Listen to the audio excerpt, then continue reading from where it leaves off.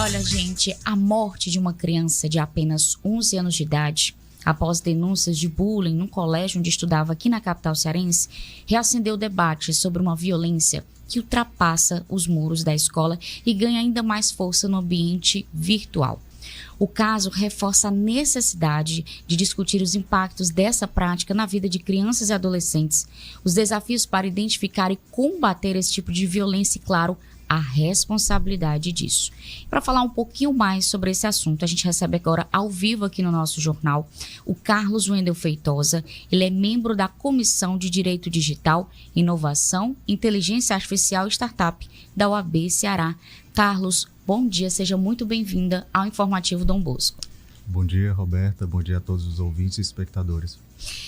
Carlos, para a gente começar, qual que é a diferença entre bullying e cyberbullying e por que essa violência ela é praticada no ambiente digital, ela pode causar tantas consequências graves?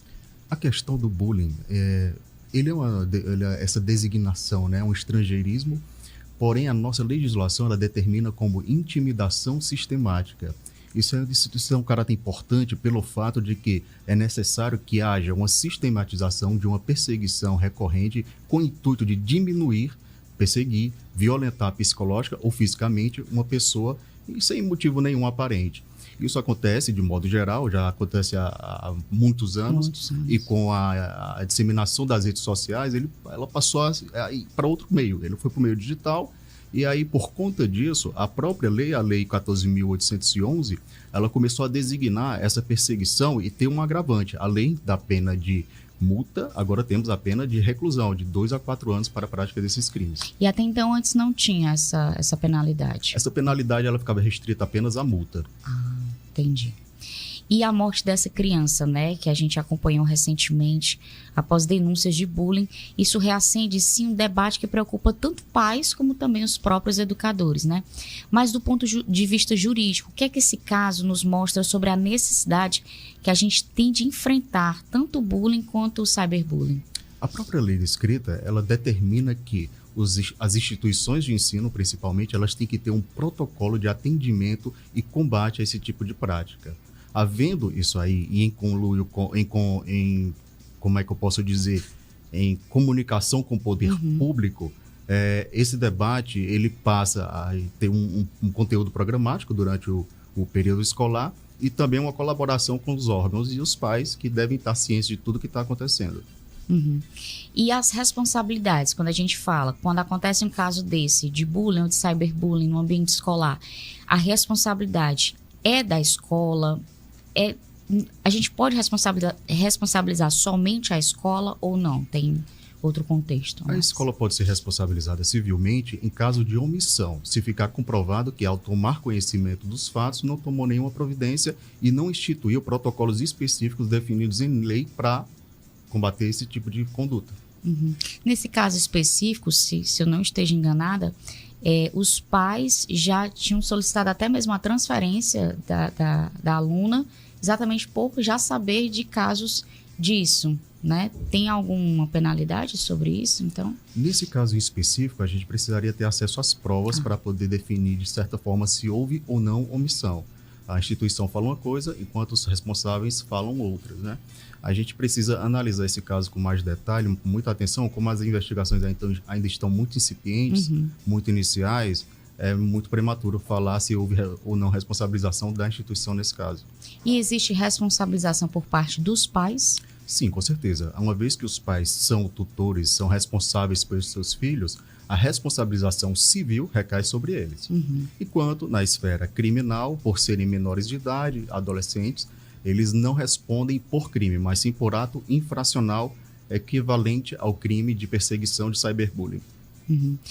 Muitas vezes o cyberbullying ele também acontece em grupos de mensagens ou redes sociais. Então, dessa forma, como que as plataformas digitais elas devem agir diante dessas denúncias, desse tipo de violência? Nesse caso em específico, a Lei 15.211, que instituiu o ECA Digital, ele já prevê que, independentemente de autorização judicial, havendo qualquer tipo de violência por meio de uso dessas plataformas contra crianças ou adolescentes, uma vez notificadas, elas já podem retirar esse conteúdo ofensivo e, inclusive, instituir questões relativas à própria moderação do conteúdo, né? Proibir que os mesmos perfis, por exemplo, continuem cometendo esses atos ofensivos à integridade psicológica da criança e do adolescente. Essa retirada desses conteúdos, ela é feita de forma imediata ou existe um prazo para isso? Porque quando o vídeo está lá, né, e é algo que ofende uma criança ou um adolescente, ali já vai dando vários compartilhamentos, né? Então, se não for retirado a tempo, né, mais pessoas já compartilham. Então, assim, esse tempo de retirada do conteúdo é algo rápido ou demora um pouco? A depender do conteúdo que é veiculado, pode ser rápido ou não, né? Até porque eles têm próprios mecanismos internos de aferição da gravidade daquele conteúdo. Uhum. Por exemplo, se existe nudez, de imediato, muito provavelmente em poucas horas já é retirado o conteúdo. Já quando é uma perseguição sistemática, quando o caso é de cyberbullying, a situação ela tende a demorar um pouco mais. Não existe um prazo delimitado em específico para retirada. Uhum. Esses casos são bem recorrentes lá na comissão da OAB? De Sim. bullying, cyberbullying? Como é que estão os números aqui, assim, pelo menos por alto aqui no estado do Ceará? Aqui no estado do Ceará, a gente não tem como fazer uma aferição mais precisa, porque a gente consegue perceber naqueles locais onde há uma maior conexão, né, de pessoas pelas redes sociais e, consequentemente, maior ajuizamento de ações contra as plataformas. No estado de São Paulo, por exemplo, isso é extremamente recorrente, esse tipo de situação, porque as grandes Big Techs estão sediadas lá e, consequentemente, são dezenas e dezenas de ações ajuizadas todos os dias em face dessas plataformas para retirada de conteúdo dessa natureza. Uhum.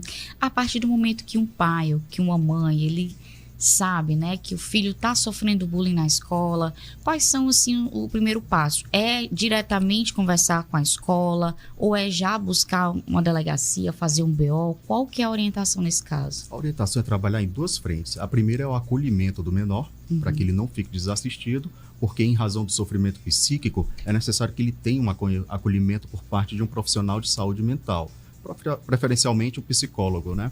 Na sequência, ato contínuo deve ser comunicado à instituição para que ela adote os protocolos de atendimento e resolução desse tipo de problema. E também devem ser preservadas todas as provas de que isso aconteceu, através principalmente de gravação de tela. Gravações. Print não é muito recomendável. O ideal é a gravação de tela, porque ela tem uma probabilidade maior de ser aceita como prova do que um print que é facilmente manipulável. Entendi. E nessa área de deepfake, né, a gente tem que Sim. ficar mais ainda atento a essas Com coisas, certeza. né? Tá. E quando uma vítima ou... Não, essa é a questão dos passos que a gente já falou um pouquinho.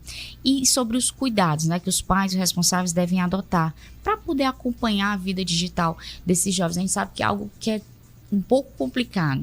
Muitos pais alegam, eu não tenho tempo e tal, mas existe algum mecanismo que esses pais possam, de certa forma, monitorar essa vida digital das crianças e adolescentes? Sim, o ECA-Digital, inclusive, tem previsão no sentido de que os pais, a depender da idade, menores de 16 anos principalmente, possam ter a conta dele nas redes sociais vinculadas à conta dos pais. Essa é uma forma boa de verificação do que ele está consumindo acerca de conteúdo. E a atenção mesmo de conversa, da convivência familiar diária, saber identificar padrões de comportamento que muitas vezes são relativos a sofrimento psíquico decorrente de cyberbullying. Tá. Na sua opinião, a legislação hoje que a gente tem no nosso país, ela é o suficiente para combater bullying, cyberbullying? Ou você acha que existe ainda algumas lacunas que precisam ainda ser reajustadas, né? De repente tornar essa lei um pouco mais, como que eu posso dizer, mais eficiente ainda? Além da exigência de protocolos específicos para as redes sociais e para as instituições de ensino, é necessário que haja uma cobrança, uma fiscalização efetiva, porque se isso não houver, por livre e espontânea vontade das instituições, a questão não vai ser enfrentada da forma como deveria, que é extremamente grave e está em franca ascensão. Uhum. Tá. E para encerrar, queria que você deixasse então uma mensagem para os pais, para os educadores jovens, sobre a importância da gente denunciar, da gente interromper qualquer tipo de violência, principalmente seja bullying, seja cyberbullying, nesse ambiente virtual. Qual que é a mensagem que a gente poderia deixar para os nossos ouvintes? A mensagem principal é para quem sofre com isso. Não tenha vergonha de denunciar, não tenha vergonha de expor a situação às pessoas que podem resolver esse problema. Pode parecer que aquele sofrimento não vai passar, pode parecer que vai aumentar a cada minuto, que todas as vezes que você busca entrar nas redes sociais haverá alguma coisa contra você, mas isso só vai acontecer se você continuar inerte. Denuncie, procure os seus pais, as suas mães, as instituições de ensino e falem sobre o sofrimento que vocês estão passando. E os pais e mães, principalmente, observem os comportamentos dos seus filhos, porque eles dão vários sinais de que estão passando por esses problemas. Tá bom, então conversamos com Carlos Wendel Feitosa, membro da Comissão de Direito Digital, Inovação, Inteligência Artificial e Startup da UAB Ceará. Muito obrigada, Carlos, pela entrevista. Um bom dia, um bom trabalho. Eu que agradeço, bom dia. Agora 7 horas e 22 minutos.